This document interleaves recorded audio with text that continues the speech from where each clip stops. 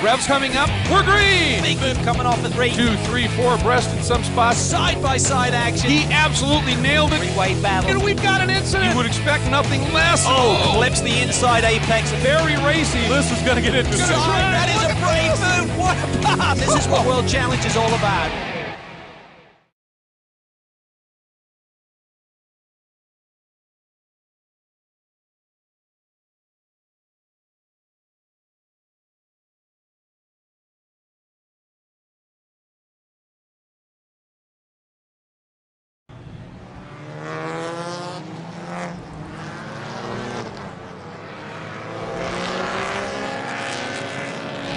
Welcome, everybody. It is time for Pirelli World Challenge action here at Circuit of the Americas. I want to welcome everybody who's here at the track on this cloudy but going to be warming up and clearing up morning. It's going to be a great day of racing, and of course want to welcome everybody here on the World Wide Web.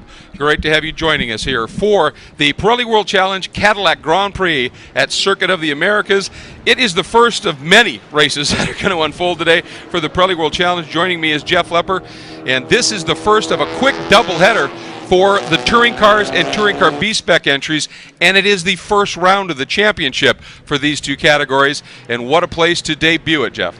Yeah, absolutely. Here at Circuit of the Americas, Formula One raced here earlier. Here these guys are on the same Pirelli P06 for our touring car B-Spec. Going to be a double race format, 25 minutes. Going to do about a 10-15 minute break for these drivers. Really just time to check air pressures, maybe do a tire rotation, which is all allowed by the rules. Yep. No fuel. Leave the drivers in the cars. Wipe your face, the sweat off, and then go ahead and start racing again. It's going to be spectacular. It should be a lot of fun. Why don't we start and go through the starting lineup, Jeff? Why don't you take us through the TCB machines, and then we'll give you a look at the racetrack itself. We'll go ahead and do our Motul race analysis real quick here. We're on a 2.3 mile, 20-turn permanent road course here, like we did say at Circuit of the Americas. It is a little bit overcast right now, currently 74 degrees.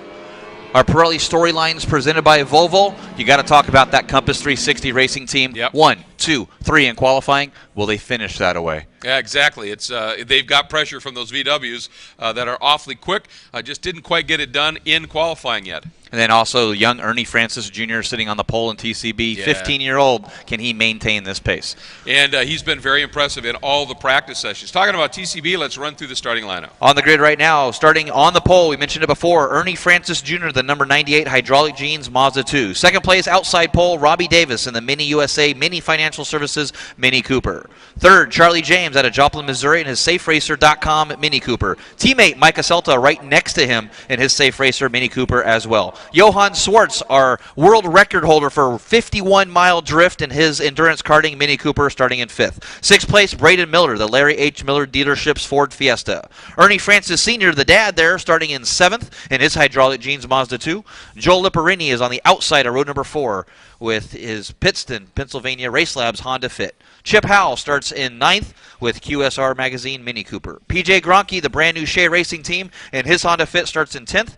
Shea Holbrook, that's right, the teammate there of PJ Gronke, starting in her brand new TrueCar Lucas Oil K&N Honda Fit. Scott Cooney, the eBay Motors Hawk Mini Cooper, starting in 12th. David Alejandro, we actually got word starting in 13th, going to be moved to the back of the pack. Missed his grid position starting in his Mazda 2. Brianne Korn moves up to 13th now out of San Marcos, Texas in her Mazda 2. Jonathan Baker starting 14th in the 32 Racing Honda Fit. Fernando Cerfalis in his CompuLab Mazda 2 starts in 16th. Steve Taki starts in 17th in his Mazda Speed Mazda 2. And Chris Capraldi, great story there. Craig, his brother, ran that car last year. The younger brother steps into their Ford Fiesta, the Wolverine bronze car.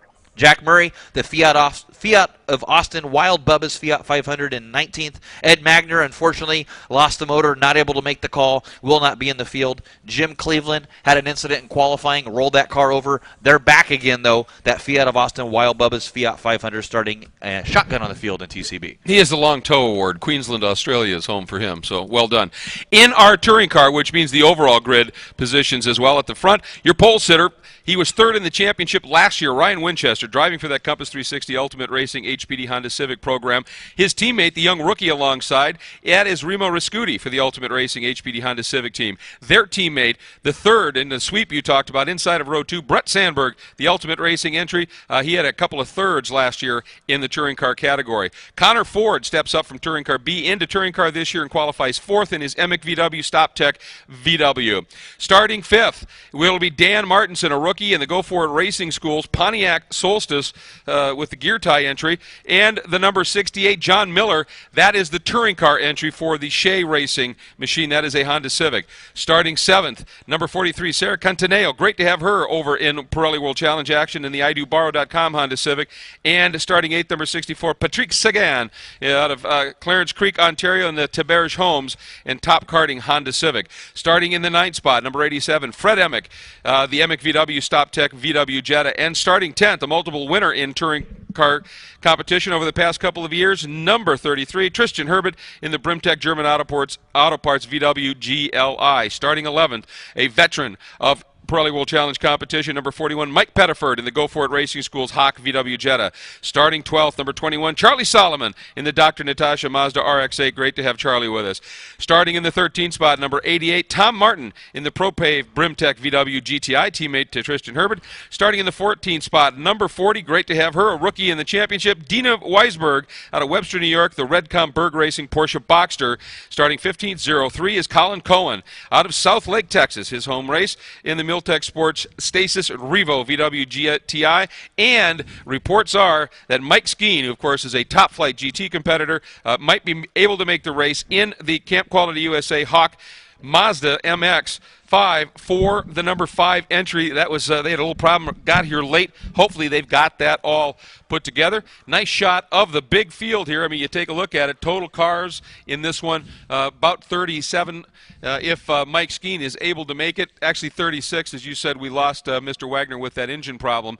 And this is going to be a great race. Again, short race, break in between, right back at it again, as we are to the 1 minute point for the start command. And the interesting thing here, Jeff, is that you have to start that second race on 3 of the marked tires that you ran in this first race. You can change one. Yeah, that's all you change can do. One. And of course, with a counterclockwise format here, I'm pretty sure they'll be changing that right front tire on these cars. Yes. You're going to wear that right front out on this course. But it's a bit of a pasting here. Bit of a pasting, but a brand new surface, brand new asphalt, top-notch, world-class facility. We're ready to get underway here with round number 1, followed directly by round number 2. Your finishing order determines where you start in race number 2. Not only is that important, but your fastest lap in race 2 is going to be the grid for Sunday's 40-minute race. So there's a lot of strategy going to play out, not only on where you want to be for racing, but where you're going to want to try to qualify for third. Exactly. It's going to be that key. This is the Cadillac Grand Prix presented here at Circuit of the Americas. And now, to do our start command, my partner here in the booth and a former winner in Pirelli World Challenge competition. Let him hear you, Jeff Lepper. And from our friends at Optima Battery and Cadillac, drivers, start your engines. That was pretty cool. Nice. Well done, my friend. Well done, my friend. That's right. I am the reigning touring car B-Spec race winner. That's right. That's right. The last race of the season. That's what everybody remembers you for. You're a winner, bro. Yeah. So this is going to be interesting. Now, you've driven, as we were just talking about, you've driven these cars. You've won in these cars. For these touring cars, it's a class that's blown up. I mean, there are just a few entries last year. It was the first year they only ran, I think, 9 rounds total. And this year it's a full 14-race championship. We'll be running every race that the touring cars run. And these cars, you know, obviously they don't have that straight line speed that you have in the faster classes, but they are nimble and light and agile, and I'm guessing they're just a blast to drive. And I expect to see a phenomenal race. Yeah, it is a great car and platform in the B-Specs with the Honda Fit, the Ford Fiesta, the Kia Rio, Mini Mazda 2. It's probably the most fun I've had in a race car in a long time. I mean, they're just a really great momentum car. It goes back to the old showroom stock days where you can just throw the car around and you just go. There's no other way to describe it. It's just a fun drive. It's a great way to – you got 2 different guys that are driving these cars. We have up-and-coming drivers that are kind of moved to the series, and then you have the gentleman drivers, the gentleman racers that, hey, I just want to park the car, come back next month, and I want to do a race again. And it works great for that, and there's a pro series. 21 entries here in our touring car B-Spec. Yeah, it's huge. This right here, folks, that shot we just had, that's the transition on the national course. It takes you halfway through those 2 sets of S's and cuts you across. You take a left-hand turn through that chicane. There's a big jump in there, especially if you hit that curb wrong, and then you rejoin that long back straight about 3/4 of a way down, and then you head back into turn 12 and complete the lap. Instead of 3.4 miles, it's 2.3. Perfect configuration for these cars. Yeah, definitely. And with some of those drivers hit that jump a little too hard, we do have our Cadillac official safety vehicle there, that beautiful Escalade. Yep. It's one of those, it's better to have it, not need it. We really appreciate Cadillac, as well as Cadillac doing our official pace car. Yeah, they are such a great partner of the series. Yeah, our safety specialists, Dick Libatina and Bob Thompson, on board. And now they've come out of that the key corner there that they wanted to get the cars starting to form up in, and they are doing a beautiful job of that as we are getting ready to go. 25-minute timed event, and then that quick break, maybe change a tire, probably will definitely change a tire, and then back at it for another 25 minutes. Good look there at the number 21, Charlie Solomon, and the 41 of Mike Pettiford, a couple of real veterans in this category, but they don't make all the races, and as a result, they're not quite as fully prepped as some of these other teams, but doing a great job, and always nice to have them here. Here's a good look at that huge B-Spec field. Yeah, it is great. And folks, also as well, for these first 2 25-minute sprint races, these will be flying starts, or we call them rolling starts. Yep. You're used to the standing starts for Pirelli World Challenge. That will be tomorrow for the TC-TCB. Later today, the GT-GTS will do a standing start, coming around down to the final corner onto this front stretch, Greg. All right, and of course, split into 2 groups. Touring cars up front, touring car B-Spec in the back. Here we go. Pace car is in. And bringing him up, Ryan Winchester, the number 72 to the right of your screen, his teammate, your rookie, Remo Riscuti, alongside. Watch for it, look for it, and we are green! And a nice launch right there. Winchester timing it beautifully. Riscuti making a nice move, but a great launch there by Connor Ford as he's trying to do something with this. And Dan Martinson in that Pontiac Solstice diving down to the inside. No, that is a great move by John Miller from 6th, trying to move up, and he just took 4th away. Now, can he hold it? Jeff, I'll tell you, sometimes you make that big move down to the inside there. It costs you on the exit. Miller made that work. Yeah, this track actually encourages that, as wide as this facility is, as much grip as turn 1 is coming down the hill. But it is those Compass 360 cars, 1, 2, 3, and then Honda 4th there with John Miller in his Titan Motorsports K Racing Honda Civic. Yeah, that car, John is no rookie in terms of racing in general. Lots of stock action. But not much experience here in Pirelli World Challenge, but doing a nice job. And look at that, he's taking a run trying to get around the outside. That's a tough way to get it done for 3rd, but he is really putting the pressure on, and that was a nice over-under move. And the number 70 of Sandberg now back in the B-Spec. You can see it already, Jeff. 3, 4 abreast. Yeah, spots. You saw them in the background coming down that front straightaway. There are 4, sometimes 5 wide in B-Spec now as the battle is on between John Miller and Brett Sandberg. John Miller now runs wide into 3rd place, though, but can he hold that position? We said this track constitutes that. Brett Sandberg back to the inside. Great scrap on the Civic. Yeah, it shows you can run side by side through a long way around this track. Well, that was a bit of smoke from one of the minis, but I think that was just that unloaded rear tire locking up. And look at this battle right here. That's James, and he's working the inside of the 98 right now of Ernie Francis, your pole sitter. And Charlie James is through and into the lead, or is he? Not yet. They're still side by side. Ernie Francis Jr. not giving away. Look at that, side by side off the track. And they touch. Both mirrors are gone now. Yep. They're not going to be able to see where anybody is out the right or left side of those cars.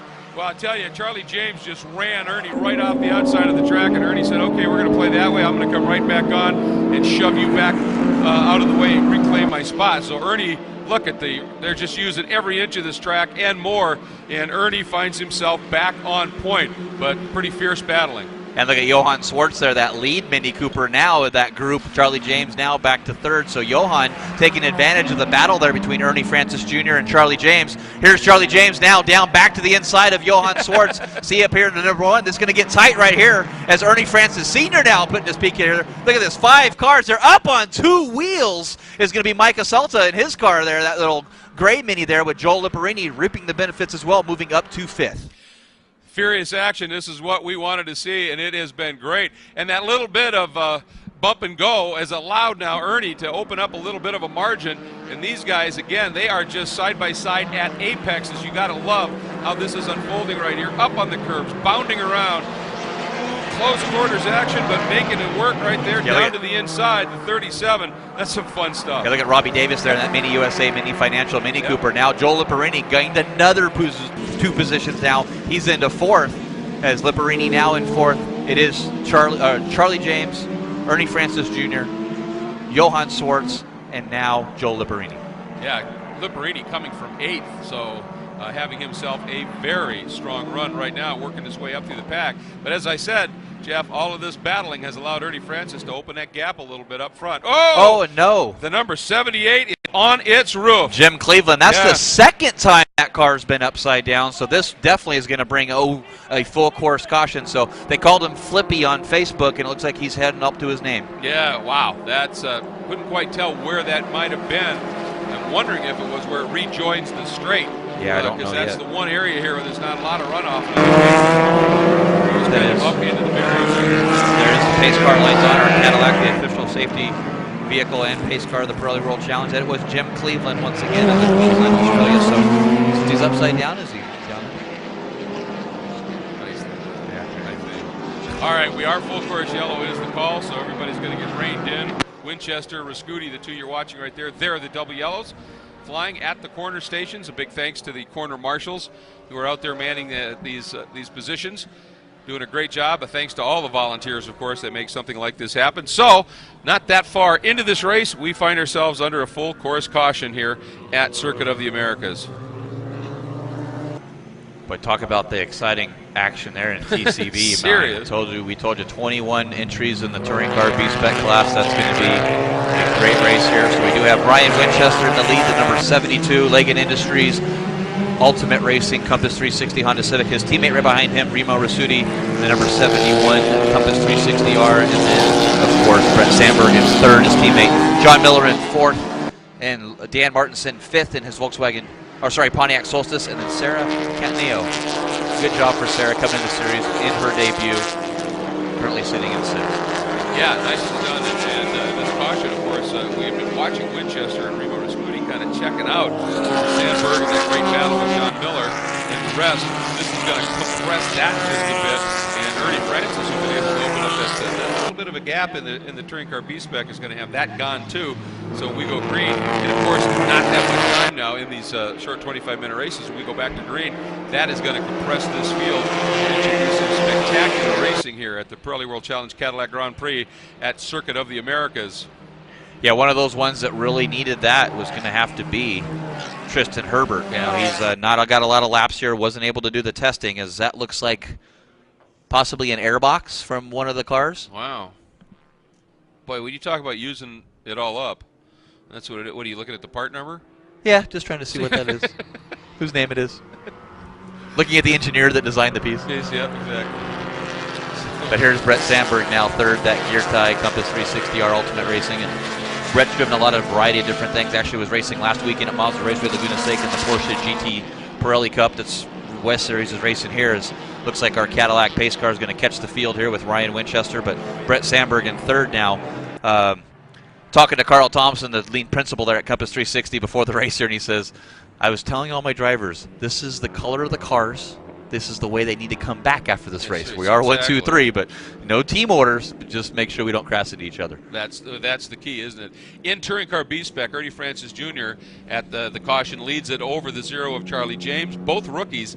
Then you have Johann Schwartz, he sits in the 3rd spot. Robbie Davis in that blue Mini sits in 4th, and Joel Liparini again up from 8th to 5th and right in the battle. Then Ernie's dad, Ernie Francis Sr., sits in the 6th spot, the number 2. A Celta number 7 sits in 7th. That's in a Mini Cooper. Then the 09 of Braden Miller sits in 8th. That's a Ford Fiesta. 9th is P.J. Grunke, and 10th is Chip Howell, the rookie Grunke, in the Honda Fit, Howell in the Mini Cooper. So that's the order under caution now in the TCB class.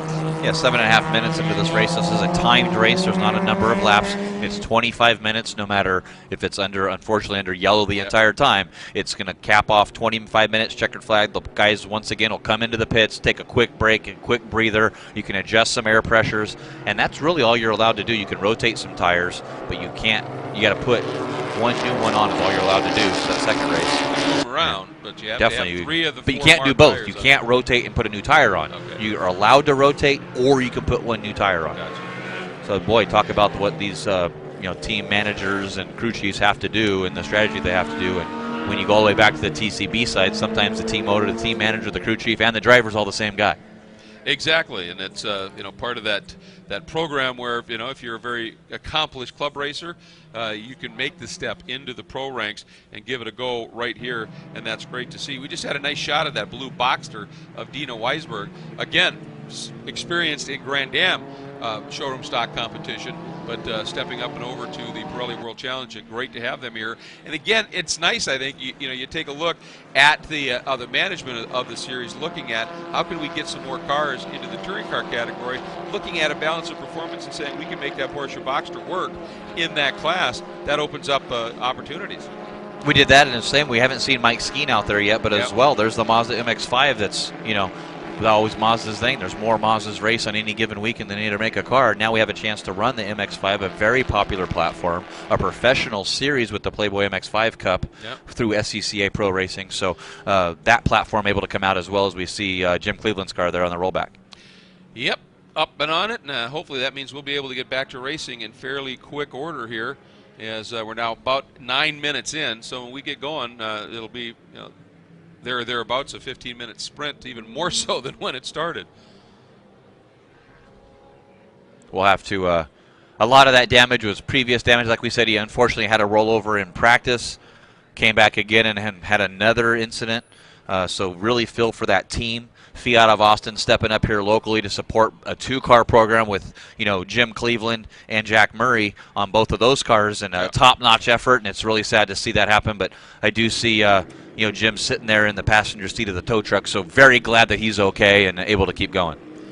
And learned the lesson: curbs aren't always your friend. Not always, especially not in a B-Spec car. We saw these guys bouncing off there, up on 2 wheels, sliding over, backing each other.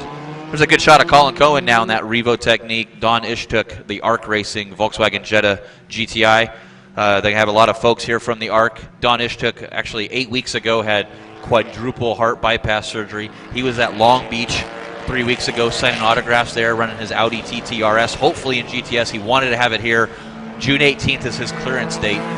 So his goal is to be at Detroit, or sorry, at Lime Rock with that Audi TT RS. And we look forward to that with Don and talking with all our art people here later on this weekend. Absolutely, one of the great competitors in this series, a good supporter of the program as well, and glad first and foremost that everything went well and that he's healthy, and he said he feels great. But you're dealing with your pump. You want to make sure that everything's ready to go, and that's just that key. So you take your time, you do the rehab you need to do, and then you get back out. All right, well, looks like the pace is picking up just a little bit here. So lights are still on, though, the safety car. So I think one more lap, we get the call from race control. One more lap, and then we will be going green flag racing. And so we'll have to see just how it times out for when we do the restart here. Again, Winchester, Rascuti up front with Sandberg, the 3 teammates, then John Miller. We had that great start. See if he can replicate that, move up just a little bit more. Dan Martinson doing a really nice job in that Pontiac Solstice. Sarah Cantaneo in the Honda Civic, and then Connor Ford, the first of the VWs. And again, Connor had qualified that Emic VW Stop Tech entry up in 4th, but has slipped back into the 7th spot. So we'll see what he's able to do on the restart. Yeah, definitely. Connor ran actually TCB last year, stepping up into TC this year with that Volkswagen. And Travis Walcott's car unable to make this race, so nice for Connor to step over and get some time in that Volkswagen and the development there. Gary Sheehan, working with both of those drivers, coaching, and Gary Sheehan ran World Challenge before, ran that beautiful Subaru STI in the GT class at Long Beach about 5 years ago with the SPT, and just a great thing, a great program they're running there with the Emic Volkswagen. Absolutely. Connor was actually 5th in the Touring Car B-Spec points last year, only doing 6 of the 9 races in total, and ended up with a win and 4 podiums and a pole as well, so pretty impressive stuff. Ryan Winchester, we talked about, was 3rd in the championship last year. He didn't get a win, but he had 6 podiums, 10 top 5s in the Touring Car Series, and he had a pole as well. 3 of those podiums were seconds So he's hungry. He wants a win. He wants to get it done here, and we'll see how that unfolds. And this should be a lot of fun. And the other guy that was kind of wondering about here, Patrick Seguin and Tristan Herbert still sit 9th and 10th, and we'll see if they're able to take advantage of this restart. Yeah, well, like I said, Tristan had limited laps here, not really able to get back under here. So the pace car lights are out as we come back around now. Get those tires scrubbed off, get some more temperature back in these Pirelli P0s, and let's get back at it here. We have about 12 minutes left in the race, so still a lot of time and a lot of moves here as the pace is definitely picked up here. Yeah, absolutely. We're getting ready to go. Lights off. You can clearly see that's the signal, and of course all the drivers getting the word from their crews. And the pace car now peels off, and it's going to be Winchester bringing him up through this final turn. Key corner leads you on now onto the longest straight on this track with that big uphill on the end. You need momentum out of this turn. And Winchester, Rascuti, Sandberg, the teammates, and then John Miller. And here we go. Watch for it. Miller trying to get up and ready to go. You can't pull out a line till the flag flies. Ooh, and a big early move there, and I think he may have realized, oops, that's not what I should have been doing, and tried to tuck back in. And here we go, and the B-Specs backed off just a little bit. We'll watch them as well. Again, Miller way down to the inside, and you've got to get it done and rotated, and that's the problem. You end up parked, Jeff, and he's going to actually lose a spot. Nice move by Dan Martinson around him, and the B-Specs have got the green as well. Yeah, boy, John Miller went all 4 wheels over that curb, bounced that Honda Civic through the curbs. I'm not sure if that car is going to be correct after that, but Connor Ford pulled way out. He actually penalized himself, pulled back over, and that allowed his teammate there, Fred Emick, to get around him. Now he's under battle from a great restart from Thomas Martin. Yeah. He picked up a couple positions in that ProPay Brimtech Volkswagen GTI. Yeah, great launch as we take a look right there at the 87. Good shot there. You talk about Fred Emick, who got a brilliant restart. Read things very, very well. Miller working over Sarah Cantaneo right now, and right behind her, there is that duel right now of those Emick VWs. Yeah, leading the charge now is team principal there, Fred Emick. Yeah. And right behind him, Connor Ford. We talked about him a little bit earlier, but how about the Civics? 1, 2, 3, 5, 6, 7. You know, so they got a lot of Honda Civic in here, and then 2 Volkswagens. How about that Pontiac Solstice right now? That battle for third. Martinson taking a serious run at Sandberg. Sandberg had been dealing with another car before the yellow, and now he's got big pressure. And Remo Rascuti, boy, doing the rim shot there, trying to hang on to the back of his experienced teammate Ryan Winchester. Yeah, that's good for him. The young rookie said he had very limited time in cars. He's a big karter, ran karts for a long time. Look at now. Charlie James got around Ernie Francis Jr. for the lead in B-Spec. Yeah, great start. Put that one down. In that number 0, Safe Racer Mini Cooper. Safe Racer here with a very good program in Touring Car B-Spec. Now Ernie Francis, the Hydraulic Jeans Mazda 2, has got to try and figure out a way to get back around here. And boy, they use up so much of that runoff down there. You got to carry as much momentum and speed as you can in these cars. So you got all that runoff, why not use it? Yeah, that's for sure. You have to have this. These are momentum cars. If you have to hit the brakes or lift off the gas, it's going to cost you not only in lap time, it might cost you a couple positions before you get that momentum built back up. You know who had a good restart as well? Johan Schwartz. He finds himself now up in the 3rd spot. Look at this, Ernie Francis down to the inside, getting squeezed by James. And James is going to end up running wide, but there's runoff there. These guys, they've done some battling before. You can see Ernie Francis, that mirror folded over with contact previously as well. So not afraid to go side by side. Ernie way out wide this time. But again, just keeps that line. These guys, what curves, what track? Yeah, there it goes. Still side by side. They did a great job there. Good heads up by James saying, look, we can't go side by side in the S's. As Robbie Davis goes, oh, yeah, watch this. I'll go for 3rd over Johan Schwartz. I'll make sure that we go too wide through the S's. There's that jump as you do that transition from the S's back over to the short course, or back into what is now a short course, if you will. And James now trying to take a look here, and again, using all that runoff. These guys are finding grip anywhere they can. And, you know, it's the longer way around, but if you're carrying momentum, that's more important here than track distance. And look at Ernie Francis opening that up a little bit. But, again, trying in these cars, the whole thing is not to scrub any kind of speed. Yeah, you want to definitely get all that momentum. The smoother you can be, the better. That's a little wide. But yeah, that's using a lot of the course, and we're going to have to get a word from race control on that. They might start warning these drivers, you have to stay within 2 wheels of the gator strips. I know we talked about it in the drivers meeting. There might have to be a reminder for these drivers, so we'll have to see how the Pat DiNatale, the chief steward for SCCA Pro Racing, is going to handle that. Exactly. Up front, the battle continues between our teammates, Ryan Winchester leading and Remo Rascuti sitting in second. And I think you're absolutely right, Jeff. Remo is going to school right now. Yeah, he is. You know, he's watching, all right, I'm doing this, but oh, look what Ryan's doing. That looks a little quicker here. Remo's certainly willing to be aggressive over that mid chicane apex curve there, and then you see Winchester stays off that, but then really climbs that last curve leading back onto the straight. Yeah, but Ryan's starting to really defend a little bit now, so he might be under attack here. Now, I know Remo, like you said, a lot of experience in karts, coming into cars now. Ryan Winchester, second year in Pirelli World Challenge, third in the championship last year, looking for nothing but a championship this year, running the full season as well.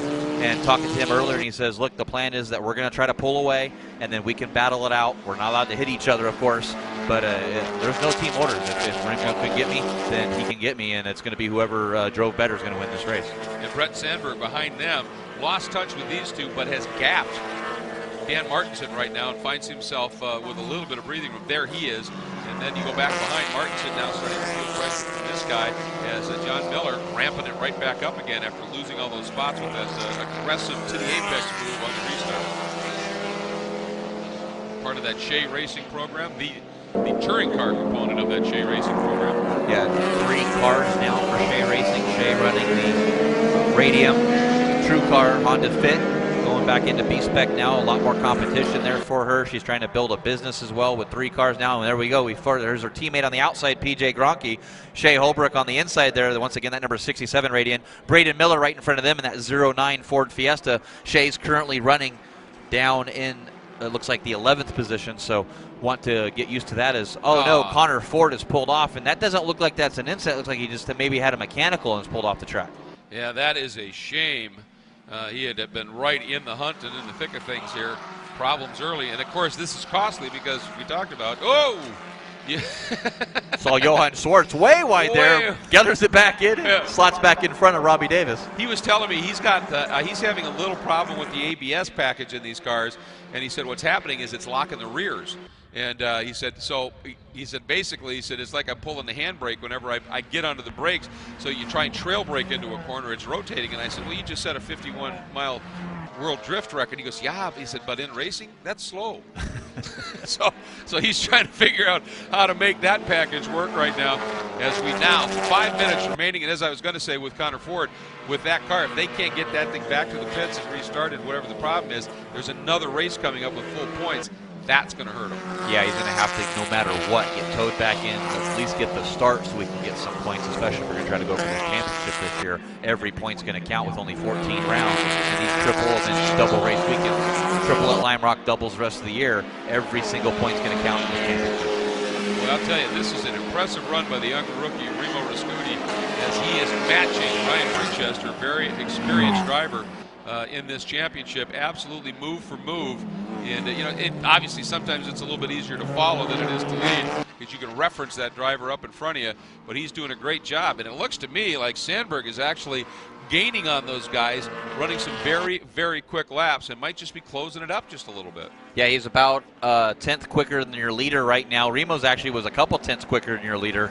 So I'm not sure if Ryan is starting to watch those mirrors a little bit, maybe making a couple of small mistakes. We saw the car get a little sideways there. It's time just to buckle down. Don't look at those mirrors. Let's hit your marks. You got less than 4 minutes left in this race.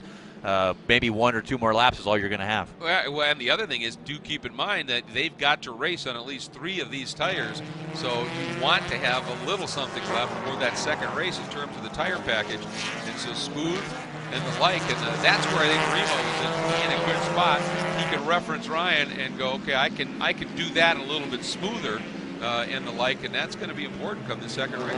Yeah, and there it was. We just got the word from race control talking to car number 98, your winner or leader right now in B-Spec, to not leave the racing surface. So there's the warning going out from race control as Ernie Francis Sr. now down on the inside of Joel Lipperini. Got a good toe off turn number 20 down the straightaway. Can he hold it down through turn number 1? Lipperini better under braking, Greg. Yep, going in a little deeper, but now Ernie Francis is going to do that big move to the apex. But this is where if you do that out and under and get a better drive off, that's exactly what the very experienced Lipperini did. And if he can just keep that momentum alive, sweep the outside here. But now that inside line for Ernie Francis Sr. and again side by side. And Davis coming after Johan Schwartz in that battle for third. Look at these two. And Ernie Francis Sr. just absolutely pushed Lipperini up and over that curb. And I think Lipperini, this race was a gentleman. That happens in race 2. Ain't gonna happen. That's for sure. He'll force that issue because, again, if that driver is good enough to keep that car alongside you, you've got to give him that piece of racing room, and Ernie Francis did not. And I think Lipperini's thinking, all right, well, I'll come back at him, which he does right now and makes that pass. But in the second race, when the crews have a little bit of time to work on some body work, I think Joel fights back for that spot, much like we saw Ernie Francis Jr. do a bit earlier. Yeah, that's for sure. Moving up to 5th place now for Joel Lipperini in his Race Labs Honda Fit. And Schwartz, of course, enjoying that moment with Davis right behind him, watching that little bit of a battle. You can see, look at both of those cars up in front, though, again, using awful lot of that exit of those corners up there. And again, getting the warning from race control, watch what you're doing. Look at this, Ernie Francis Sr. not giving up on this one. He's going to try and park it around the outside.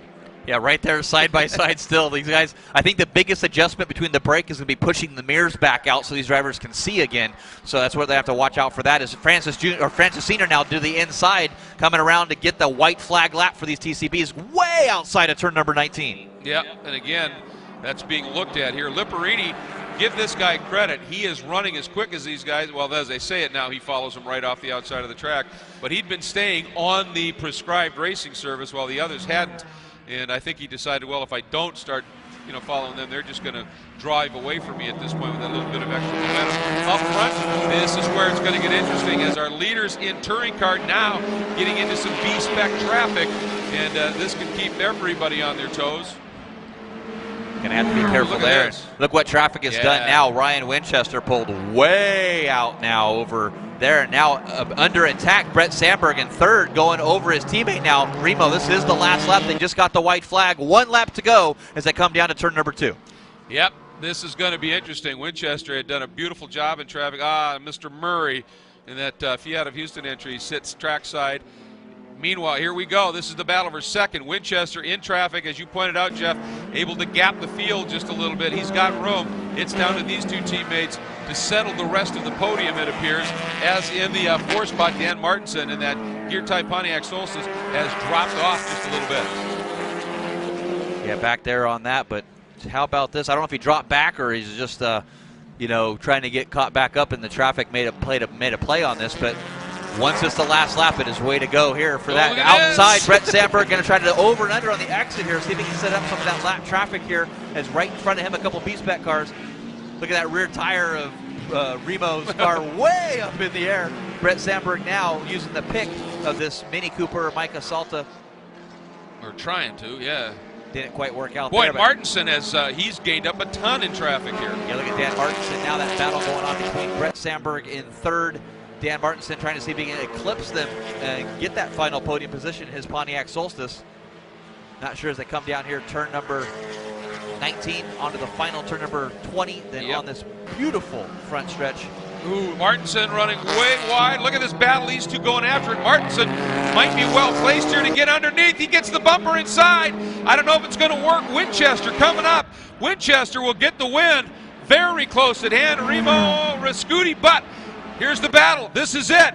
There's the flag. I think Martinson got the podium spot. I think Martinson got it right there. Went on the inside of him. Dan Martinson going to move up to third place. Wow. Eclipses that final podium position from Sandberg, and that was a battle for the teammates that got side by side, or Sandberg tried to get side by side there, made a little bit of mistake, went way outside. That allowed Dan Martinson to get to the inside. But how about this guy, Ryan Winchester, in that Leggett Industries Honda Civic from Compass 360, first place in his Honda Civic. And first win for the experienced driver in Pirelli World Challenge competition after a number of podiums, 3 of them second places last year. And this is your leader in touring car B-spec.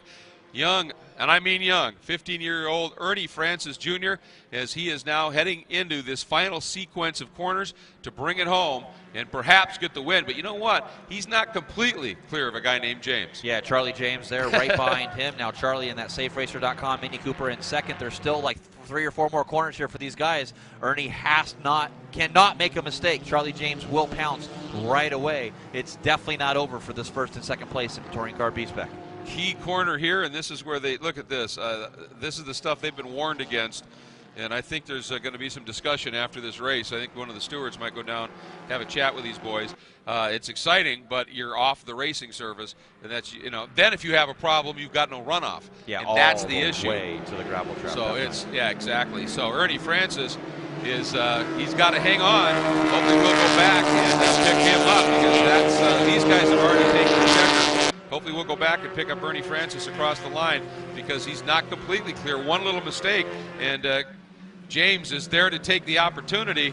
So hopefully we'll pick that shot up. We'll have to get the official word there on third place in Touring Car.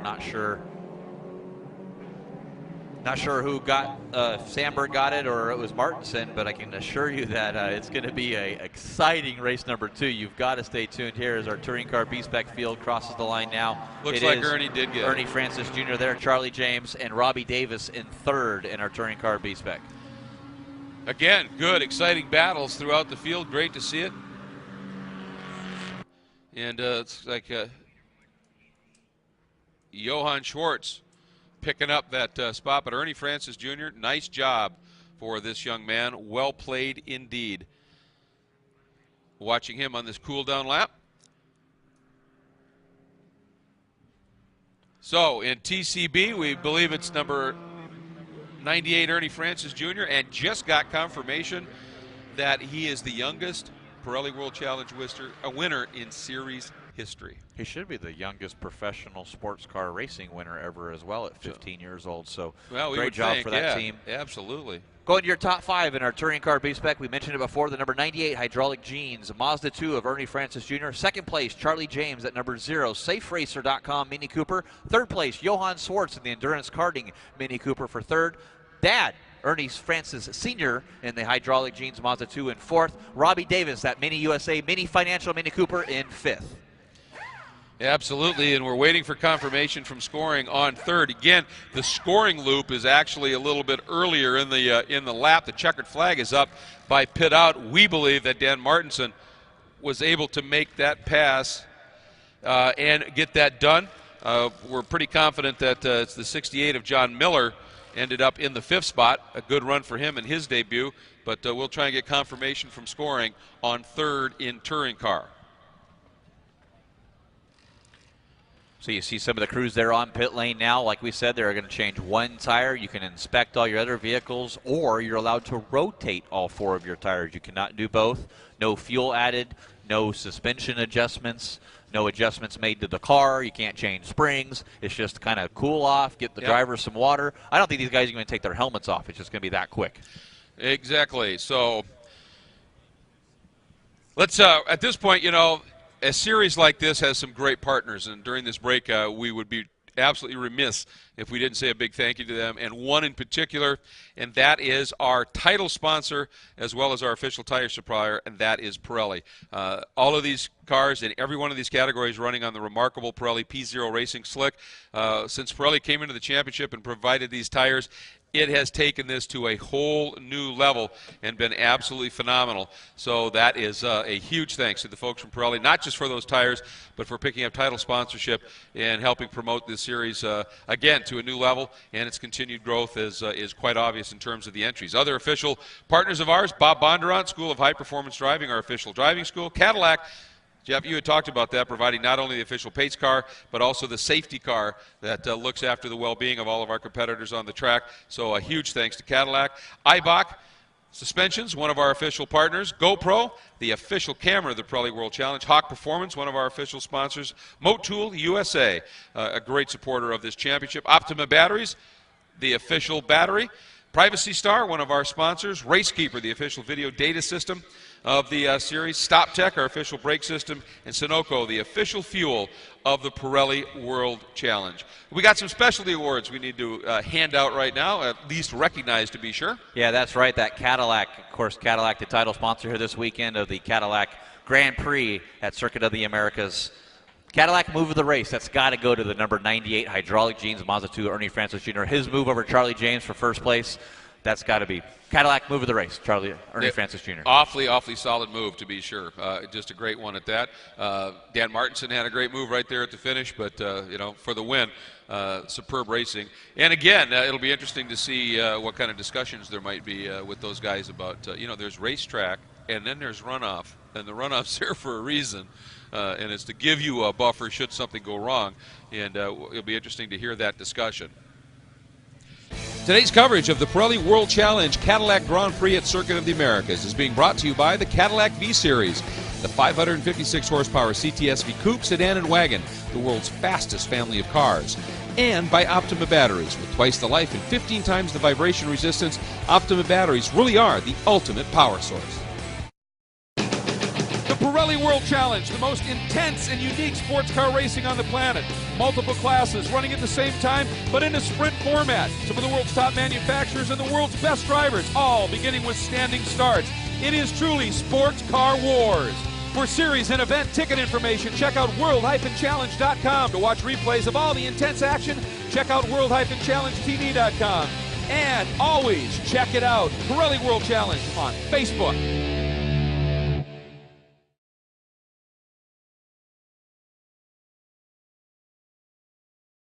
You can see that significant climb up the hill in turn one. It very abrupt, 120 feet up to the apex there at one. It flattens out just a little bit at the apex, then back down the hill, and just a phenomenal track here. And again, I think using this national course suits these touring car and touring car B-spec machines very, very strong indeed. It gives them the opportunity to really use the speed and agility, and you don't need that long straight here for these cars. Different story when the GT and GTS boys come out and run where that horsepower. Now you've got to control those big, unwieldy, powerful cars, which in its way makes things very exciting as well. Yeah, it's going to be an exciting race. We're looking forward to that a little bit later today. We'll have our GT-GTS race, round number 4. That's going to take place. We'll have the live stream going on that at world-challengetv.com, so make sure you tune in for that. And, yeah, I know it's got its advantages and disadvantages, but I think as far as racing and keeping the competition close, it's definitely more of an advantage. I think so. I think it's going to be a lot of fun. Down in the pit lane, the crews are looking at those tires. You can be absolutely sure. Again, the Pirelli P0 slicks, since they came into the championship, of course, we've had track records and the like, which you would expect going from what had previously been a DOT-approved groove tire to a racing slick. But the better part of that story is the fact that these Pirellis have not only proven to be very grippy, as you would expect, but wonderfully durable in terms of both just longevity, being able to lean on them hard, but also being able to take abuse and the like. So when they're looking at these tires down there, they're going to be going, boy, they look good. Let's just rotate these. Or, all right, let's put this, this one corner. We want a little fresher tire on, just so it's a little newer and grippier. So it's an interesting study in pit lane, isn't it? Yeah, I don't think it's more of it's got to be grippier. I think it's just the driver saying, okay, I got a new tire, I'm good. It's more of a mental thing for them. Confidence inspiring. Yeah, Pirelli P0's got no problem with the race thing, that's for sure. But yeah, it's the especially with these little 25-minute. I got new tires. Yeah. We do see our Cadillac safety vehicle, the Escalade there, parked, making sure that track is all good to go for our next race, for race number 2 of the Pirelli World Challenge Touring Car and Touring Car B-Spec. We're trying to get the grid set here. The grid is set by your finishing order of race number 1. Now, during this race coming up for round number 2, your fastest race lap will determine the starting grid for our 40-minute race tomorrow. So even if you have some sort of a problem in this race and you drop down the order and you're going, well, I'm outside of the points, I might as well say, oh, maybe not. You need to put in a good lap here because, as we have seen today, the farther up you start, the better it is in terms of your potential for a race finish. Stay out of trouble, stay out of that scrum for one, but also these cars, you can see passing, particularly in the touring car B-spec class, so you can get alongside somebody, but they can stay right with you and run it. The farther up you start is just better overall, and you take less out of the car and yourself if the farther up you start trying to work by somebody. And it also gives you the opportunity. For instance, in the touring cars, the farther up you start, clearer track, when you catch the back of that touring car B-spec field, the opportunity to make your decisions a little cleaner and not be quite so frantic. Same thing for the guys being overtaken. If you're up front, you can kind of use those touring cars to go by you, let them through when you want to, as opposed to being freight trained. Yeah, you don't have to really make a hash decision. You can make that a calculated decision. Because I know talking to some of these TC drivers, they said if they got caught behind a TCB car at the top of turn number 1, they were stuck behind them pretty much for the entire S's. So a lot of strategy playing off through those TC cars. Kind of a high-speed chess game that you always mention about moving through traffic. That's just a staple in all sports car racing. Absolutely, absolutely. Any multi-class type of racing that you do. All right, the grid being formed up. It looks like Sandberg is. We'll see where he lines up to know where he positioned, and they do put him on the outside. So officially now it is Dan Martinson in 3rd place in that Go For It Racing School's Pontiac Solstice. Great job for that team coming out from Rogers, Minnesota. Yeah, my home state. Had a nice chat with him this morning, talking about things Minnesotan. Minnesotan, eh? Yeah, there we go. So, good man, good man. He's the. It turns out he's the inventor of the gear tie. Nice. Yeah, he designed it, came up with the concept, and that's why obviously he's running with gear tie sponsorship, as is the driver. That'll be to his right, Brett Sandberg, also sporting some gear tie livery on the car. And I've seen that on Patrick Sagan's Honda Civic as well. So gear tie being spread out through the field. Great job for Dan coming in the series and having support like that for the touring car. Really appreciate that, and he showed that it was worth his while finishing on the podium. Absolutely. Round number 1. And John Miller, another great story, making just his first start in Pirelli World Challenge competition, and doing a very stout job. Again, a lot of racing experience, coming over as part of the Shea Racing program that is expanded to a 3-car program now, and John right in it from the beginning. Yeah, it's a great car too, that Titan Motorsports wrap on that. Still got True Car support. That is a brand new car now, not the car that Shea drove last year, so it still is a brand new Civic. So looks like they got a brand new left front tire, so not sure what damage there to their Pirelli P0 was. Something that they made a run off course, saw that there was a cut. Let's go ahead and put a brand new tire on. But getting a grid set here for TC, and then we'll get the TCB cars lined up again. Once again, this will be another rolling start for these drivers. Just something that we do in the back-to-back sprint races. Tomorrow, though, we'll have all 37, hopefully 37 cars again lined up, because we do mention hopefully 37 cars. There's about a little less than 24 hours till the next race. Some of these drivers might say, you know what, there's plenty of time for my crews to get these cars fixed. I'm going all out. Well, hopefully Connor Ford, whatever issue he had, they'll be able to take care of. Jim Cleveland, pound the dents out, get him running again. They've done it once already. Exactly. And Wagner, hopefully that wasn't so problematic that they can't get that car back out. So it should be, like you said, you got a little bit of time, and you got the opportunity. One thing, let's talk a little bit about Shea Holbrook and that new Shea Racing program. They made a fairly late decision to expand to a multi-car effort, and brought 3 well-prepped, turned-out cars, built from the ground up, she told us, in 2 months. I mean, that's pretty impressive. Yeah, 60 days, I think. She said they built 3 cars, and she's actually going to be our guest a little bit later on our pre-race show for the GTS race, so make sure you tune in. I can't wait to talk to her. Yeah, absolutely. That should be a lot of fun, and we're going to try and find out a little bit more about her decision. 1, to go to the multi-car team program, and 2, to step over to the touring car B-spec program as we're getting the field set up. And I think you actually said that the right way. It really is a step over. It's not a step back, especially with 21 cars in the competition in TCB now. It is just a step over, kind of going there for the competition. Teammate PJ Gronke from Ontario, Canada, driving. He ran the Mosport race, Canadian Tire Motorsports Park around last year, and coming over doing the full season now. So it's great to have him come in as a driver, and great to see Shea Racing up to a 3-car program now. Well, and you're absolutely right. I mean, in terms of performance, yes, the TCB cars are not as quick as touring cars, to GS to GT, but it comes down to the level of competition. And we've seen it already that in TCB, it's fierce, it's intense, it's crazy, it's window and mirror rubbing and and the like. So it is, and it's a class that's obviously there's tremendous interest, not only from manufacturers but from drivers.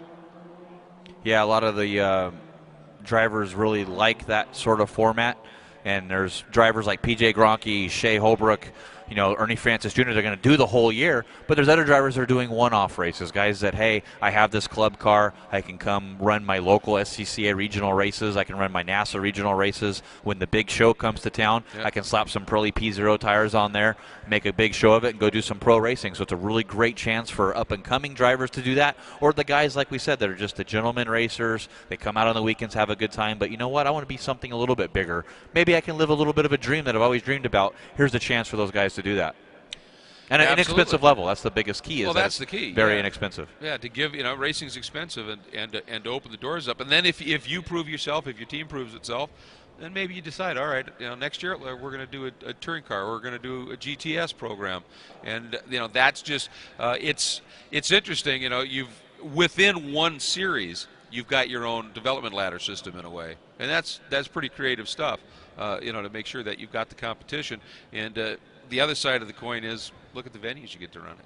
Yeah, absolutely. Some of these, just by far one of the best facilities in America, if not the world right now, here at Circuit of the Americas in Austin, Texas. And just the history that you get, the guys line up for the standing start tomorrow, they'll be in the same positions that 22 Formula One cars lined up earlier last year, and will do again this year with the same Pirelli P0 rubber on that same asphalt. So it's good, just the history here that we're creating our own history now with Pirelli World Challenge. Yeah, you're lighting it up with Pirelli rubber on some pre-existing Pirelli rubber from a rather august series, to be sure.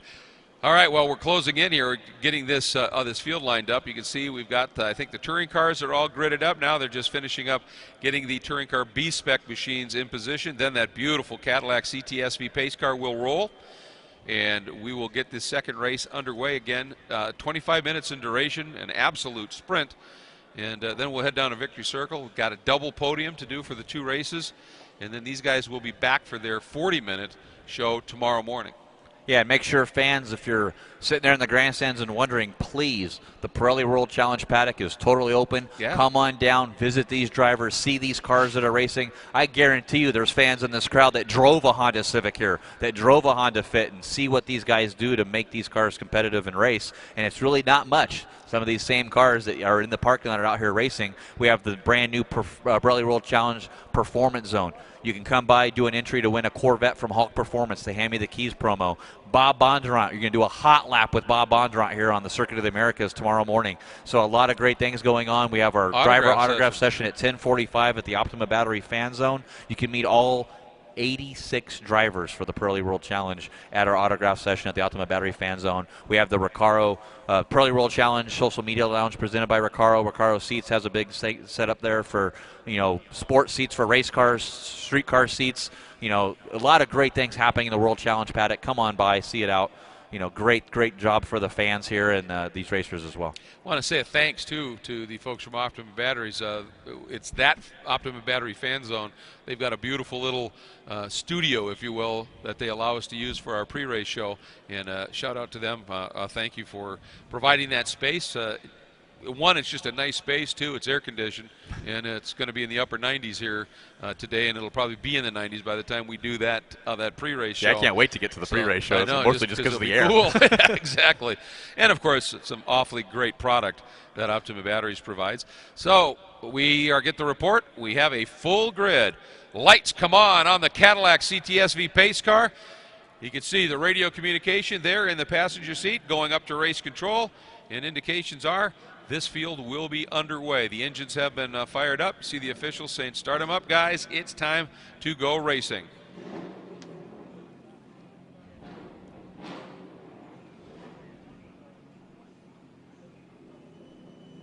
Yep. Going to your starting order here for round number 2 of the Pirelli World Challenge Cadillac Sports Car Challenge at Circuit of the Americas. Starting on the pole, race winner of round number 1, the car number 98 Hydraulic Jeans Mazda 2 of Ernie Francis Jr. Starting in second, Charlie James in that SafeRacer.com Mini Cooper. Third, Johann Swartz, the Endurance Karting Mini. Fourth, Robbie Davis in his Mini USA Mini Financial Mini Cooper. Number 2, Ernie Francis Sr. starts in the 5th position in his Hydraulic Jeans Mazda 2. Joel Liparini in the Race Labs Honda Fit is 6th.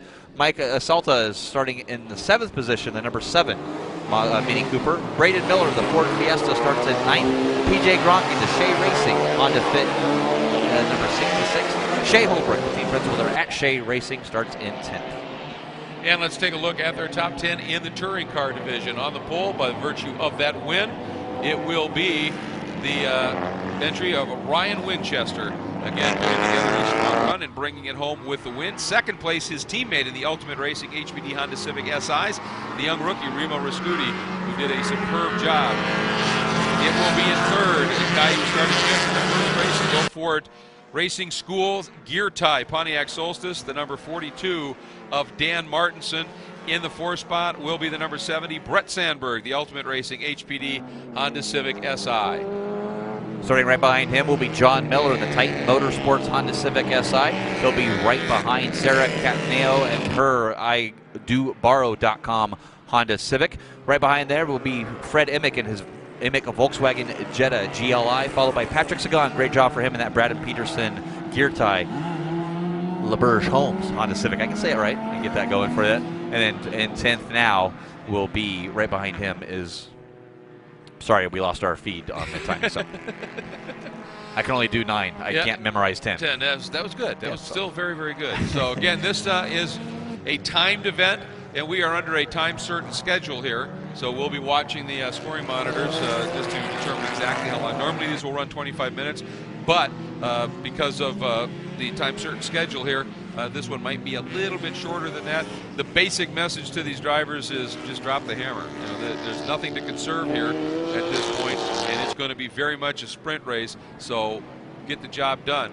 And right now, everybody is kind of wandering, getting a little bit of heat in those tires. Maybe even more important on the heat in the tires is scrubbing them clean, making sure, you know, you pull into pit lane, there's debris and the like down there. You've got to start on 3 of those 4 tires you finished the race on, so you want to make sure they are clean, so they've got, you know, got as much grip when you start to get on the binders up into turn 1 on the start as possible, and that's going to be coming very, very soon. Here we are through turn 19. The pace car from Cadillac makes its way down into pit lane, and once again, Ryan Winchester bringing this field up on his right shoulder, be left on the screen when he gets the head-on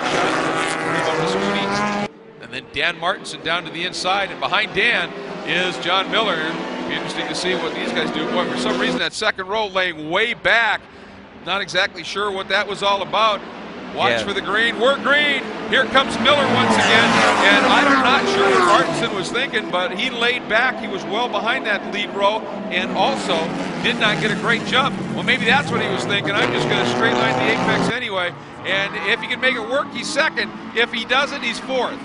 What's going to happen here, Jeff? 2 Compass 360 cars splitting them side by side, and Dan's going to stick his nose in there into second place. Wow, I guess that strategy that we're sitting here going, what's he doing, worked out okay, as the 2 Compass 360 now of Remo using all the track in the S. This is Brett Sandberg now into third place. Yeah, again, I think Sandberg not very gracious to his teammates and forced him right off the outside of the track.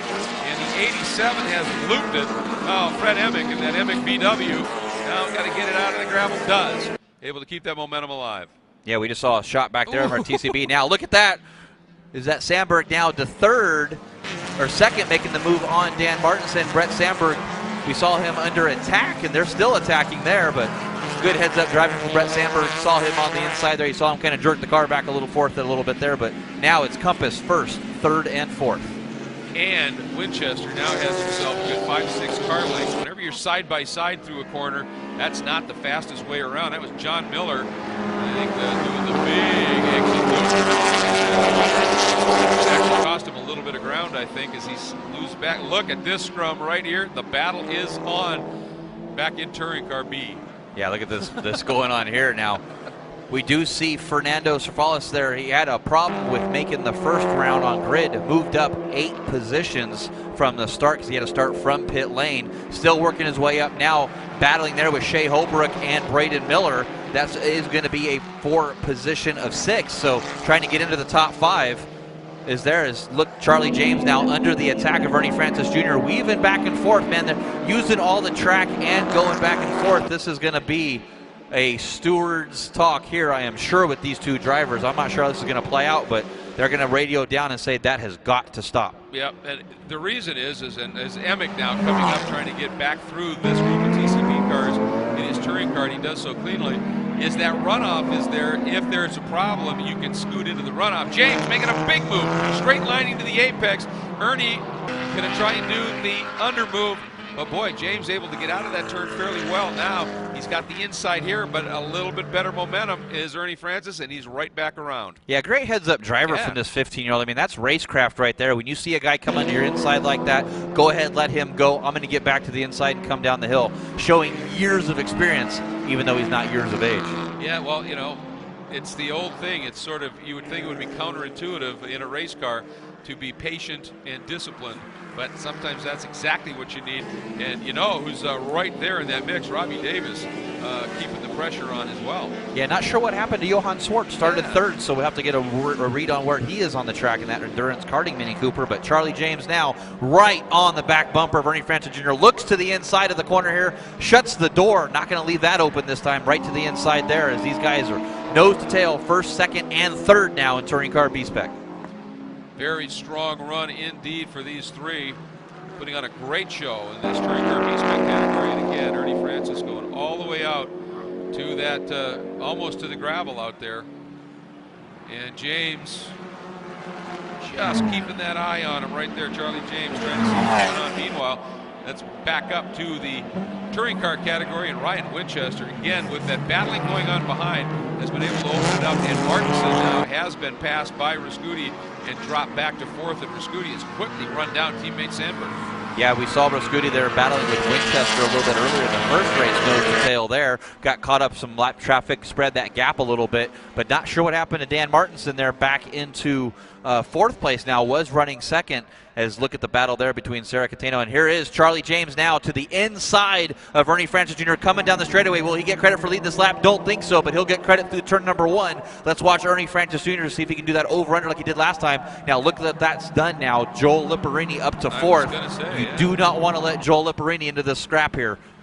Well, that time James, because he already had the inside, didn't have to turn into one way early to try and make the pass, was able to get a better exit as a result and lead it. And you pointed it out, Joel Liparini just didn't have the qualifying run he wanted. Had a great finish in the race, had a great start for race two, and now is joining this battle. There's four cars going at it for the podium right now. And you know what? The 7 of Micah Celta, not that far out of this battle either.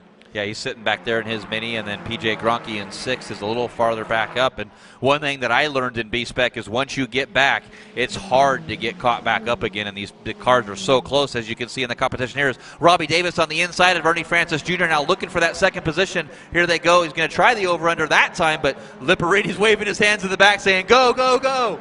That's exactly right, and I think you saw Ernie Francis suddenly realize Davis there, gave it a bit of a wiggle to try and dissuade him. And I think Joel thought, don't do that. That's just going to slow us up and have us lose touch. And look at Joel. He's driving his lines right there, trying to maximize his exit to be able to set something up. Joel, pretty savvy race car driver. Yeah, way to the outside here. Going to try to see if he can slingshot back down to the inside. That's that turn 7, 8, 9, or 9, 10, 11 complex that kind of models after Istanbul, Turkey, Formula One course there. The long triple apex right-hander. A lot of the segments of this track are patterned or at least inspired from other great corner complexes on other great racetracks, and it's really a delight to drive as a result. And watching Liparini in that Race Labs entry, swinging out wide, trying the momentum, and now Ernie Francis gets the drive, just tucks in. Let's see if he's going to make the move. You don't want to stay tucked too long because then you just match the speed of the guy in front of you. But I think right now Ernie is saying, I am sick and tired of seeing that blue Mini in my mirrors. I'm just going to work with this guy up front here. And he and the 0 of Charlie James are just trying to push themselves clear of those guys behind him and make it a mano-a-mano battle for that win. Winchester has got it as a mono battle. Mono battle right now, pulled about a 10-car length lead. He's currently sitting about 2.5 seconds clear of his two teammates now. Brett Sandberg in second, at number 70, Compass 360, and the 71 now of Remo Rascuti in third. But it's a battle is on between these two teammates for second. That's exactly what Ryan, he doesn't care if it's teammates or not. If they're battling behind him, he knows he's pulling away. Right. What these two guys should do here is do exactly what those leaders in Touring Car B are doing. Work together. Just draft when you can and try and use the two-car program to catch back up to Winchester so that you can have a little bit of a battle. But Winchester, boy, is he hitting his marks with precision right now, and that is allowing him to open the margin. Yeah, happy to see that. Leggett Industries Honda Civic competing here. I was talking to Ryan Winchester. Just got his full-on chiropractic license now, so opening up a new facility from his hometown there in Mason City, Iowa. Can't wait to maybe have to travel through Iowa and get adjusted a little bit. Get a tweak, huh? Dr. Ryan. All right. I like the sound of it. Martinson back there. You can see that silver gear is really lonely in fourth right now. Had a great start and just wasn't quite able to match the pace of these guys and has drifted back a little bit here. Still, though, a very solid run for that program. And then sitting in the fifth spot is John Miller in the Honda Civic from Shea Racing. Boy, you can't even see Rascuti and these two guys so close right now. Yeah, they are nose to tail doing that, but they still are scrapping with each other. I think they're both pushing the limits of these Compass 360 Honda Civic SIs. Of course, HPD brake package on these cars, so they got plenty of brakes.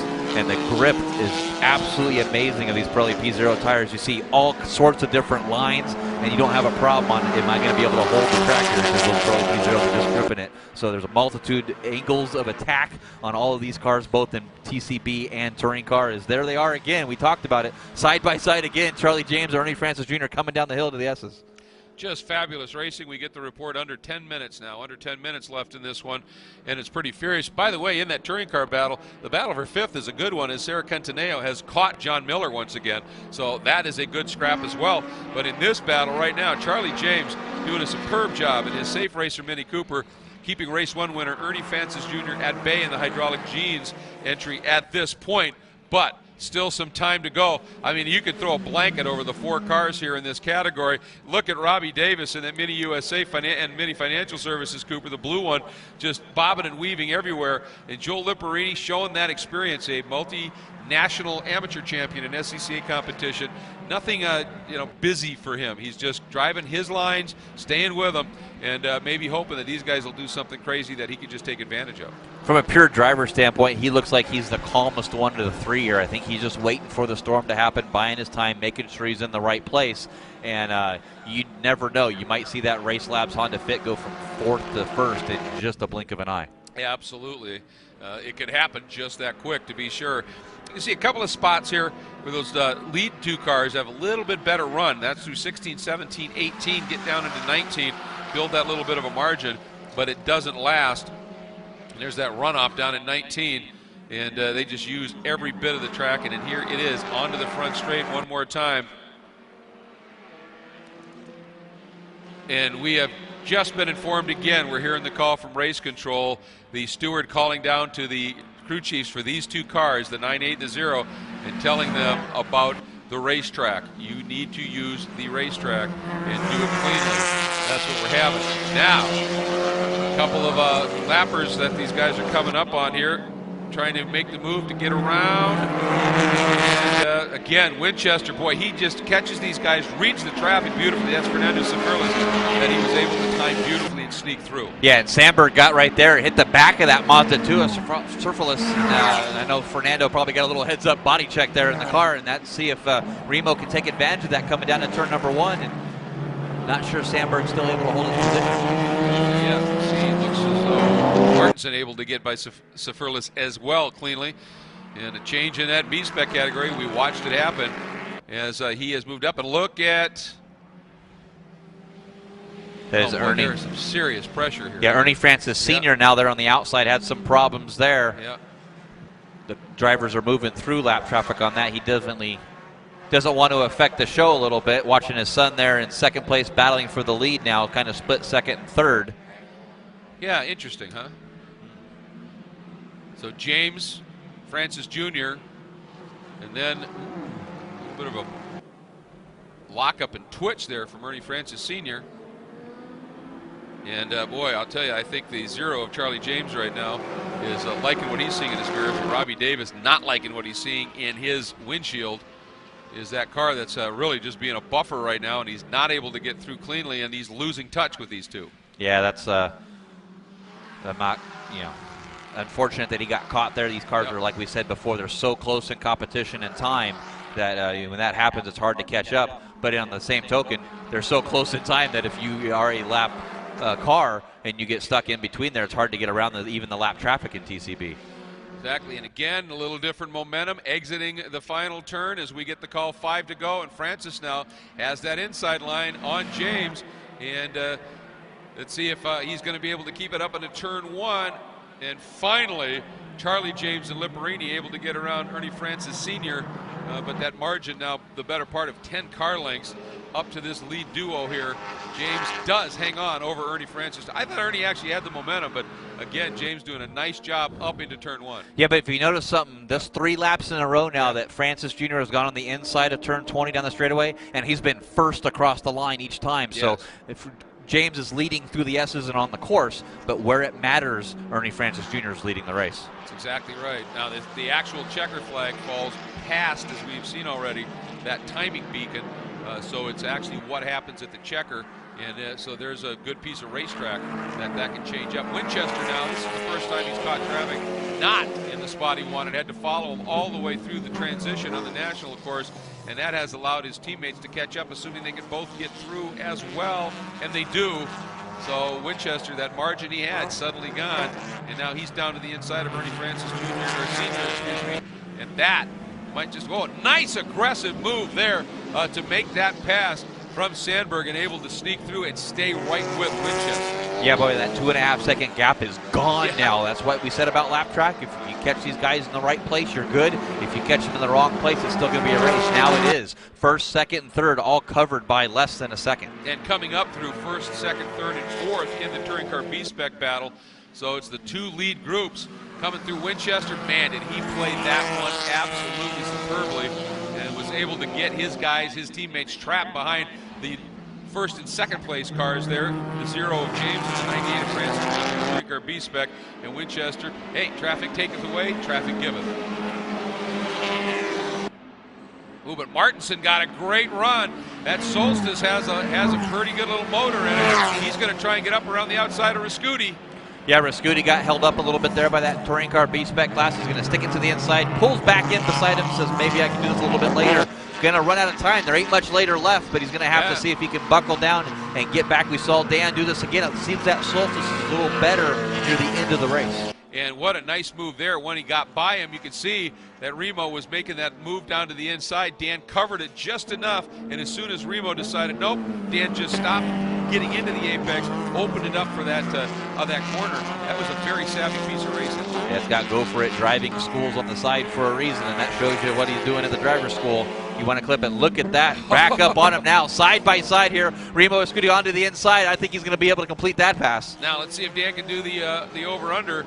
Get on the throttle, but Rascuti able to get through, carry a little bit of momentum here. They're still side by side, but that's a long way around. Tough to do it there. Yeah, you saw them all looking in the mirrors. Where's that going by? And nose to tail here. The battle is still on for that final podium position as Brett Sandberg now moved in less than a second behind Ryan Winchester. Traffic's not over. Big tank slapper there for the Pontiac. Well, the thing is, if Martinson can stay this close, he might be able to use that motor to get that nose ahead when they get to the flag on the final lap. He did it in race 1. Exactly, so that's the key. We got to watch what's unfolding here. Coming down into turn 19. Oh, and a big wiggle by Rascuti as he was getting ready to turn in. And that allowed Martinson to stay fairly. You see, Martinson actually had to dip the brake on the exit of that turn, not to get into the back of Rascuti. So close indeed. Here we go, Winchester up the hill.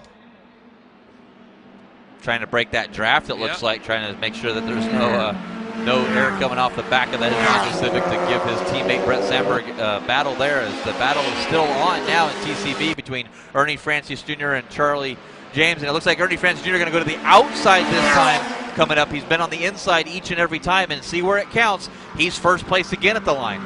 And the checker just came out. They changed up and the checker came out. So Winchester gets the win. And so these two, the teammates able to finish up in second and third. Martinson this time ending up in the 4th spot. And that drag race to the line. It looked like to me it was Ernie Francis Jr. We'll have to see if Ernie Francis Jr. is the winner there. Not sure if Charlie James was able to hold him off. And we're Timing and scoring. Timing and scoring, getting confirmation. Doing confirmation now on, as you see the checkered flag wave. It came out and sort of surprised everybody here in scoring.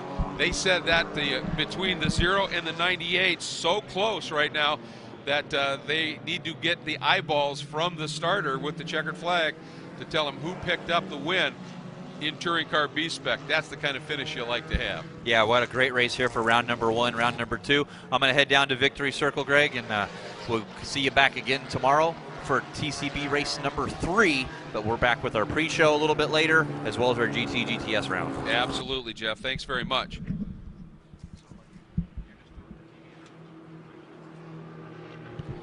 All right, so as we're watching these guys complete their cool-down lap and heading down to Victory Circle, when they get down there, Jeff will interview him. He's going down for the TV show that is, of course, airing on NBC Sports. That'll be coming up. I'm going to shut down from here in the booth. Head down to Victory Circle for the award ceremonies down at Victory Circle here at Circuit of the Americas for the Pirelli World Challenge Cadillac Sports Car Challenge at this great facility. We'll talk to you in a minute. The Pirelli World Challenge, the most intense and unique sports car racing on the planet. Multiple classes running at the same time, but in a sprint format. Some of the world's top manufacturers and the world's best drivers, all beginning with standing starts. It is truly sports car wars. For series and event ticket information, check out world-challenge.com. To watch replays of all the intense action, check out world-challengetv.com. And always check it out, Pirelli World Challenge on Facebook.